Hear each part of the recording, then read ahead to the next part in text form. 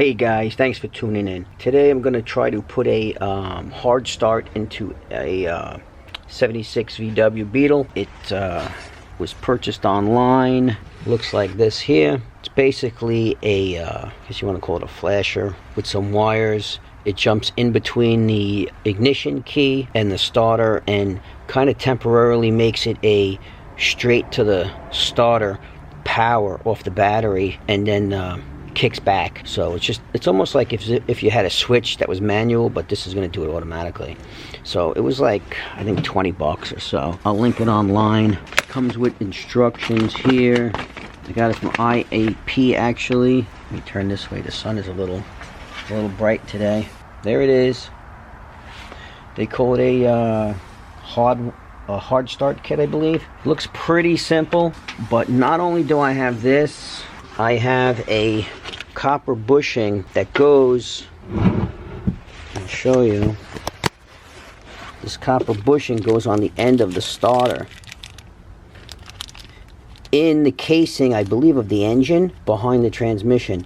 So I've heard that you can take out the old one with a tap, a 1/2 inch or a 12mm tap, thread it in there and pull it out. But also I've heard if you drop this bushing in between the motor and the transmission, you got to pull the motor to get this back out, because I'm sure it's going to tear apart the inside up there if it just starts kicking around. I know it's only copper, and I don't know if we could take a chance. I do have two, but I do not plan on losing one.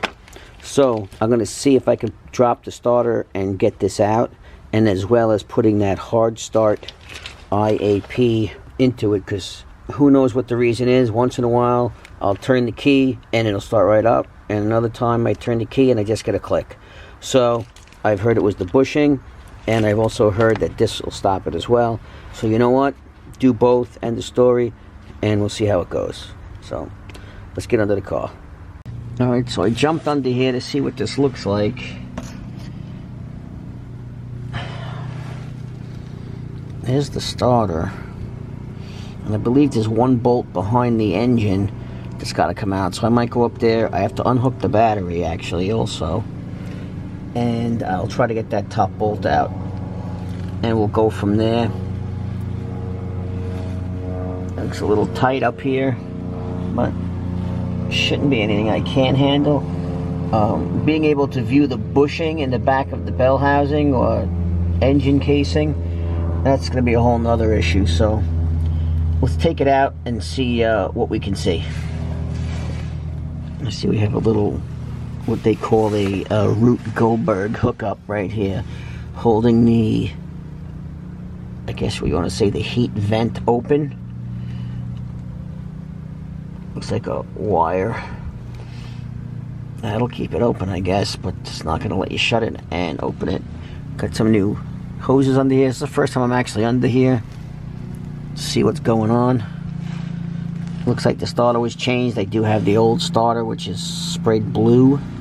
Let's check it out and see if we can get this starter out. Okay, so I disconnected the battery, and also took off the air breather, and now I got to get my hand behind here, because I understand that one of the starter bolts is back here. I have to get a light and see what I can see. I'm not really seeing it right now. I'll get a light and see. Okay, so for those of you that don't know, that's the bolt on the back of the starter. It's a 17mm, and I believe it's also one of the 4 bolts that hold the engine on. It goes through everything. So I'm going to unscrew that now and then get back under the car. Okay, right here at the bottom of the starter is the second bolt, and there is only 2 bolts. It's a little blurry, I know. Try to get it better here, right there. So before I finish taking that out, I will take the wires out and take a picture. Always good to take a picture of where they are before you take it apart. Okay, I'm going to put the camera down, take it down.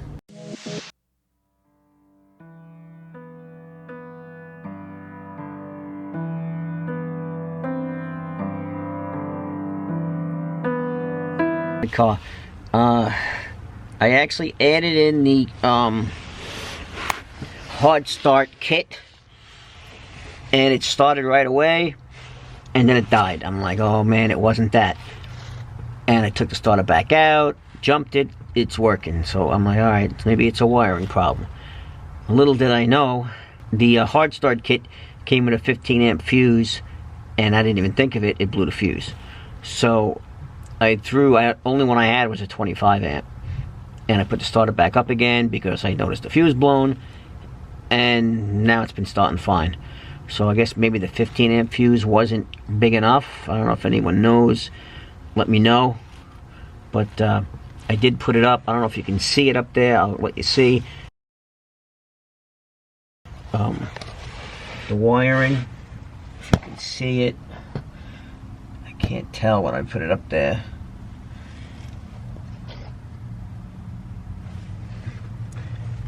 But I put the kit on the firewall.